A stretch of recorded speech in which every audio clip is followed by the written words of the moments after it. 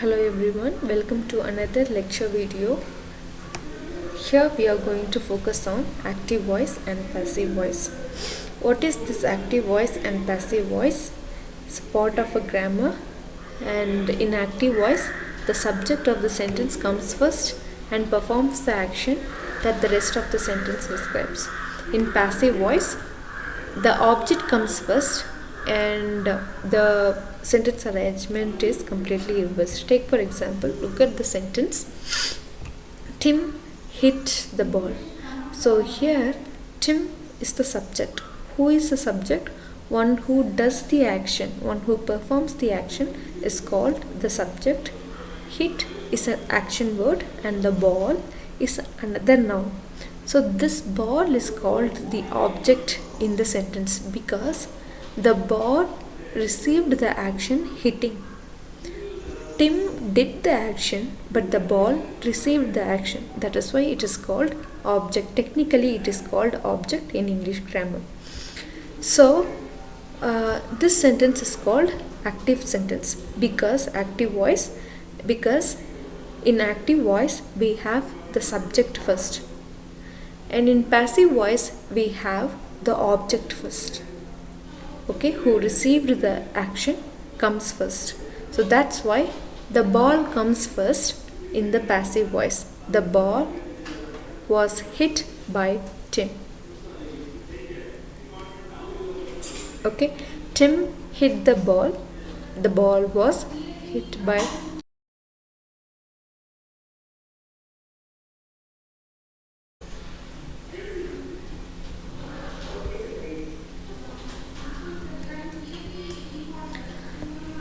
Okay, let's go and check out where do we use active voice. In most cases, using active voice will result in short order or shorter sentences. So active voice is not indirect. Active voice is direct. If you want to make your speech very effective, very interesting, then you must choose active voice. If you are describing something, please go with active voice. If you want to engage your audience, go with active voice. If you want to communicate something straightforward, please choose active voice. If you choose passive voice, it's just like you are beating around the bush. So it is very slow, it is dragging. So you must choose active voice when you want to communicate certain information very effectively. Take for example, the flowers bloomed while I looked for the lost ladybug. The batter stepped to the plate. My mother sold her house last week. Okay, here look at them. The flower bloomed. Okay, blooming is an action done by the flower. Batter stepped. So batter is the thing which stepped. Okay, so it is in active voice. So let's look at the formula. I have given a tabular column here. Here active voice and passive voice is divided and the formula is given here, and we have some examples in both active voice and passive voice. Let's take a keyword, that is keep.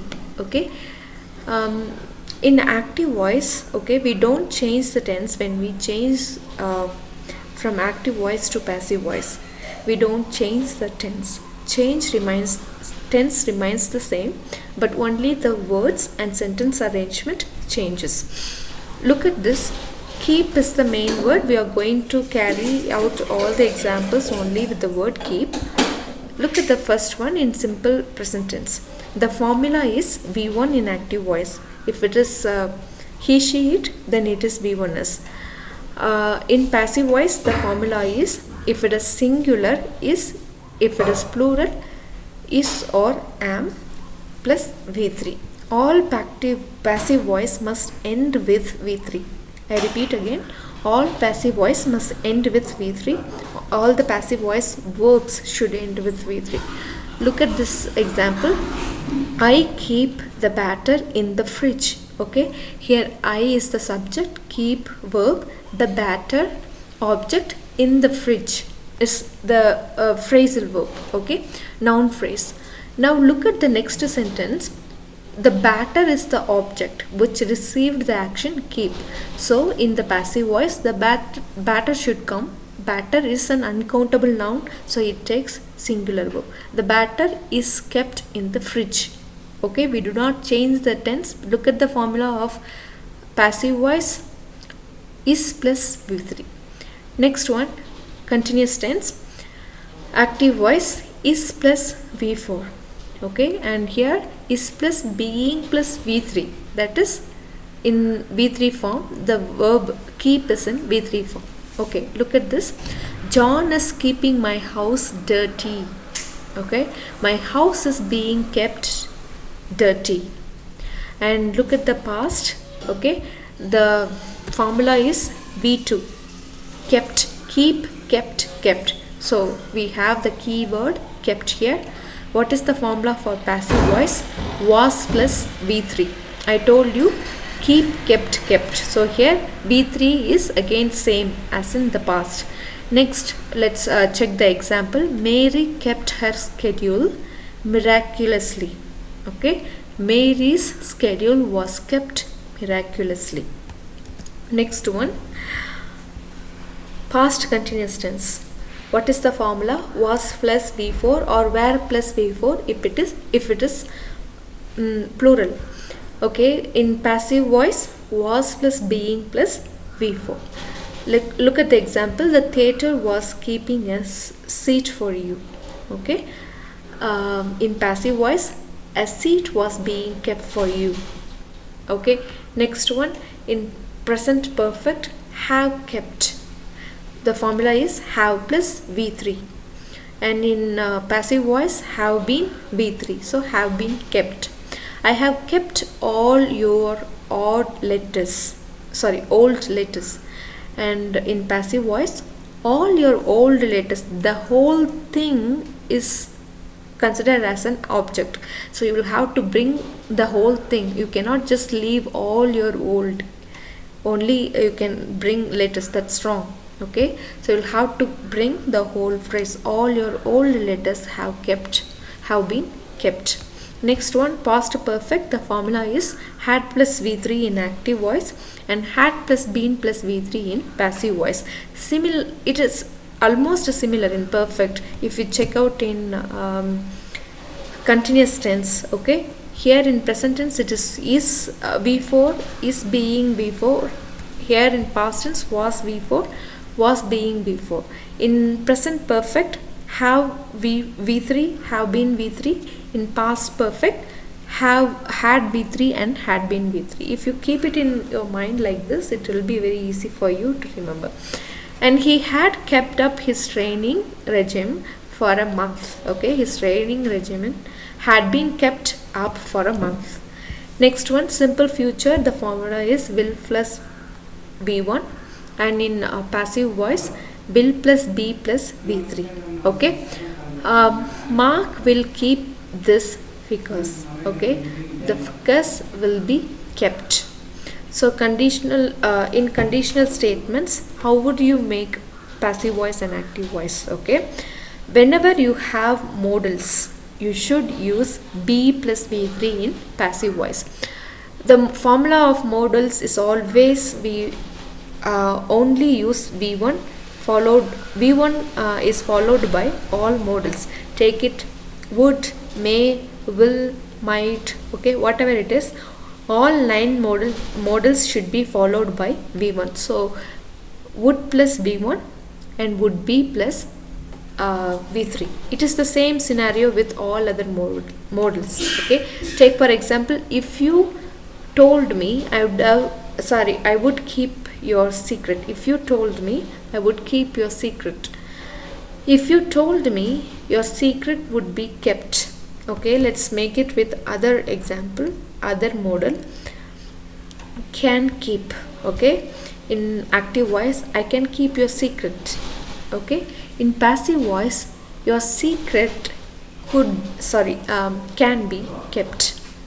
Okay, your secret can be kept. Next one, in conditional, would have kept. Okay, would have been kept. Okay, I would have kept your bicycle here if you had left it with me. Your bicycle would have been kept here if you had left it with me. Look at the conditional past. Okay, you have two classes. One is if clause condition and the other one is next supporting part. You cannot change the sentence, the clause with if. You can change only the later part. Okay, now we have infinitive: to have kept, to have been kept. Take for example, Judy was happy to have kept the puppy, and the puppy was happy to have been kept. Next, keeping, being kept. I have a feeling that you may be keeping a secret. Okay, this is called past participle or gerund. I have, in passive voice, I have a feeling that a secret may be being kept. In past participle, having kept, having been kept. Having kept the bird in a cage for a long, Jude wasn't sure it could survive in the wild. So the bird, having been kept in a cage for so long, might not survive in the wild. Okay. Next one, when it comes to imperative sentence, okay, in active voice we don't have any subject, we have only the command carry it home. Okay, how do we change it? Let it be carried home. Okay, let plus be, let it be carried home. Do it at once, let it be done at once. Open the door, let the door be opened. Throw the ball, let the ball be thrown. Okay, this is how it works for comments. Next,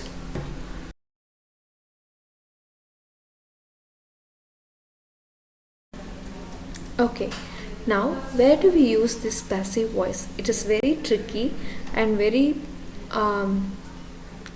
it needs lot of practice to use passive voice correctly. Okay, when we do not know who the agent is or who the person, agent is nothing but who does receives the action. Okay, when you don't know who receives the action, then you can use passive voice. Take for example, I had the feeling that I was being followed. You don't know who follows you. Okay, the follower is anonymous. In that case, you can use passive voice. When you don't know who receives the action or who does the action, you can use passive voice. And then the agent is nothing but the person who does the action.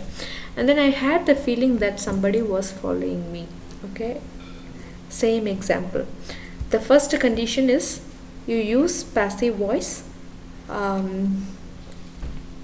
when you don't know who does the action. And the next one is when it is obvious to the listener that who did the action, who is the doer of the action. Take for example, I had been instructed to remove all the ashtrays. So here, who gives you the instruction? Your boss. It's very obvious. So when the agent or when the doer of the action is very obvious, then you obviously remove it. So you go for passive voice. And then in passive voice, my boss had instructed me to remove all the trays. Next one, when it is not important to know who the agent is. Okay, when the agent is insignificant, okay, you can use passive voice. Take for example, do you want a lift? No thanks, I am being collected. Okay, so here the agent or the doer of the action is who is collecting is insignificant or unnecessary in the context. At that time you use passive voice. Okay, do you want lift? No thanks, someone is collecting me. The someone can be Prem or Akash or Sheila is collecting me. Next one, when the agent has already been mentioned, okay, in the earlier part or in the discussion, you don't need to mention the agent or doer of the action again and again. Take for example, in the next session of the parliament, new laws will be introduced aimed at stopping domestic violence. Okay, new laws will be introduced by whom? Okay, the agent is very clear, by the government. In the next session of the parliament, the government will introduce new laws aimed at stopping domestic violence. So government will introduce. Okay, the agent is very obvious. Next one, when people in general or the agents. Okay, when you refer the common people, when you mention the whole community, then you don't need to mention it. Take for example, all the Beatles records can be borrowed from the central library. Borrowed by whom? Borrowed by the people, by the audience. You can borrow all the Beatles records from the central library. Okay, next one, reports of crimes or incidents with unknown preparators. Okay, take for example, my car was stolen yesterday. You don't know who stole your car. So in this case, when you don't know who did that particular crime, you use passive voice.